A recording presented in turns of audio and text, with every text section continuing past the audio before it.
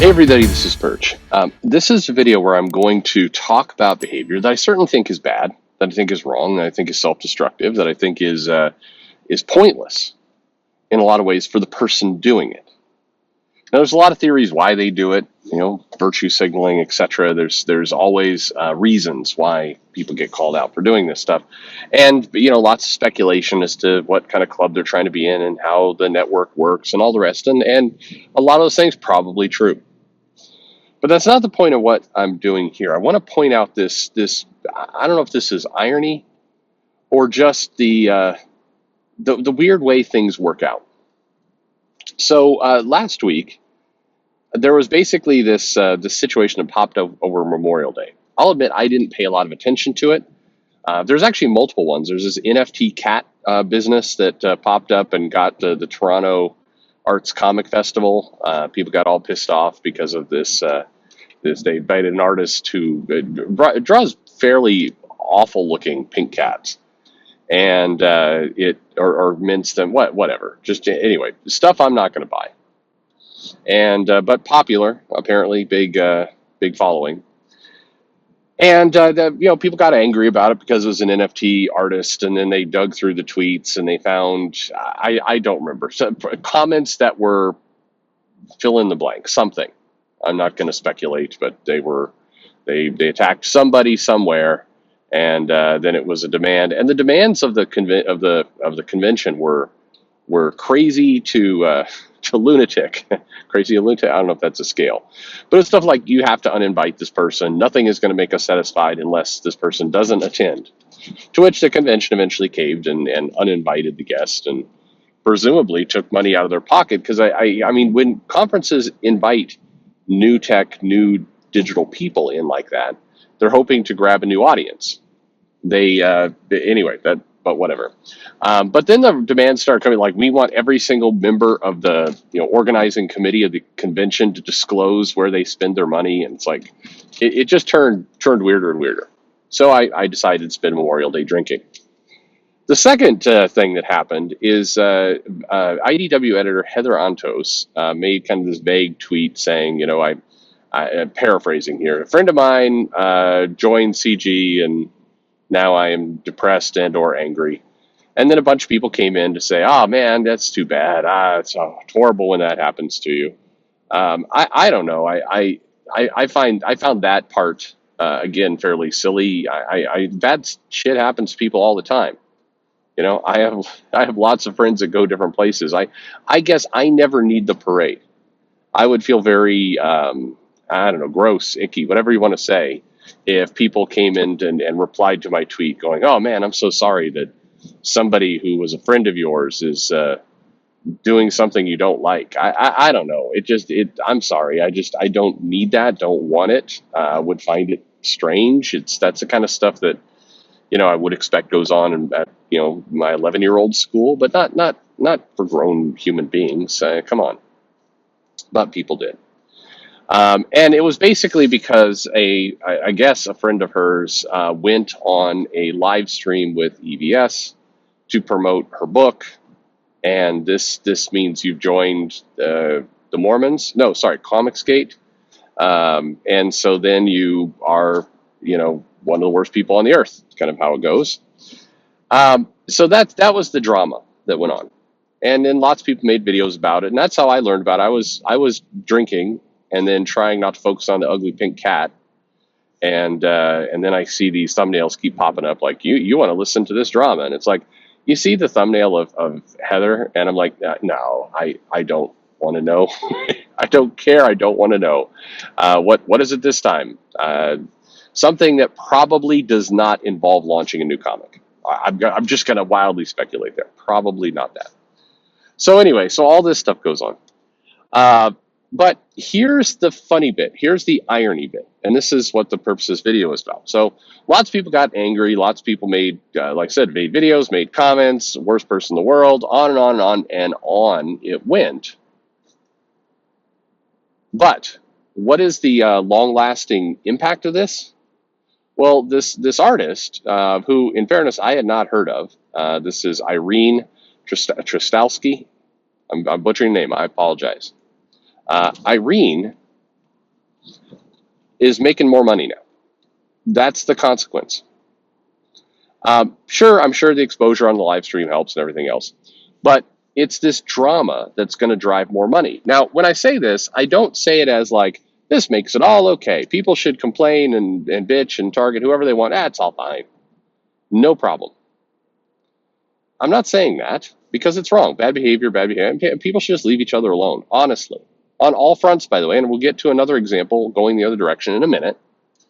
But Irene makes more money.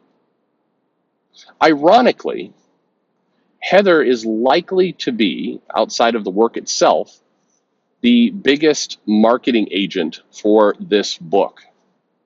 Bigger than EVS Net live stream, Heather is going to be the biggest marketer. Why? Because this drama popped up, got a bunch of people aware who are into the war, and they're like, Heather doesn't like it, then I need to go support it. And they're going to go put their money there.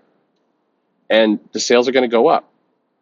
In a very weird and twisted way, when whatever the original post, Heather's saying, my friend, it sucks that I had a friend and I lost it.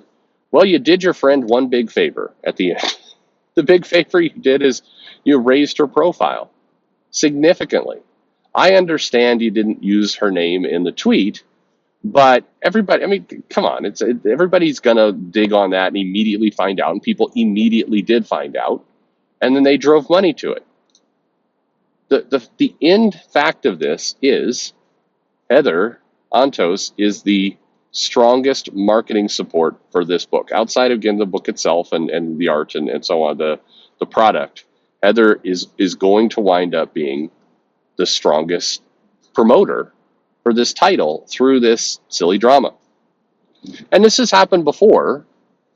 Years ago now, Richard Meyer went and did some videos on a book called The Pervert. The Pervert was on track to do absolutely nothing in the stores. It was cartoon animals. I think they were sex workers or drug addicts or both. I don't know. Anyway, it was a book nobody cared about. It was like many things at Image.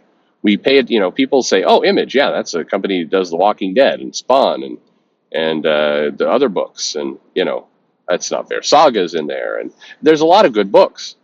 Righteous Thirst for Vengeance. That's a pretty damn good book. The Good Asians, great book. Right now. But anyway, but there's a lot of books at the very low tier of Image. These are books that aren't going to sell much of anything. And The Pervert was definitely going to be one of those. No comic shop. I mean, I'm in the retailer forums. I had a shop open at the time of The Pervert. Zero heat on The Pervert. Zero. Image is not doing any marketing for it. Nothing is going on. What tripled or quadrupled the sales, and they were still bad, but what tripled or quadrupled the sales was Richard. Because what happened is he did the video saying this person, there was a drama about, person said something about against the military, and it was a comment about the creator, not the book itself. And then what happened was the people who didn't like Richard, all was like, well, now I have to support the book. I'm going to buy 3 copies. Granted, a lot of people saying that didn't do anything, but sales were higher. Talking to people at Image, the sales of The Pervert did 3 times what they were expecting. Wasn't because of, again, anything Image did. It wasn't because of marketing. The best marketer for that book was Richard. And I just find I find irony in this. Irony, whatever it happens to be. Because the fact of the matter is, again, calling people out, spending your Memorial Day weekend wanting to get sympathy. I don't even know what's going on in the rationale behind that. I don't know. I don't understand.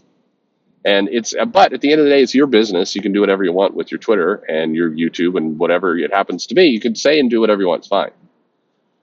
But it's not fine. I don't do this stuff. Don't shit on people. Is that so hard? Left, right, center. Don't shit on people and happy your life.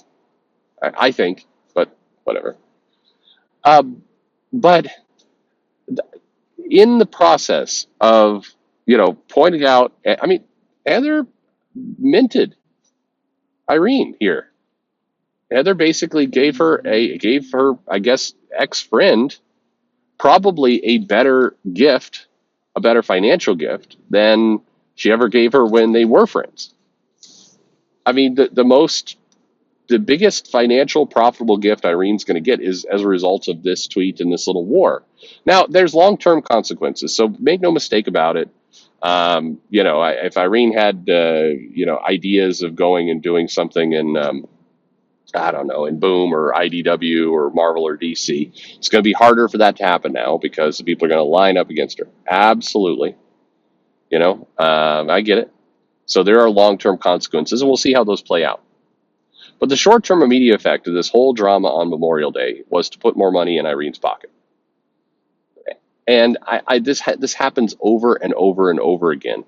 One of the consequences of this drama that's been going on for the last several years in comics is that people raise, actually the worst place to be is when you agree with one side or the other, but nobody's really paying attention to you.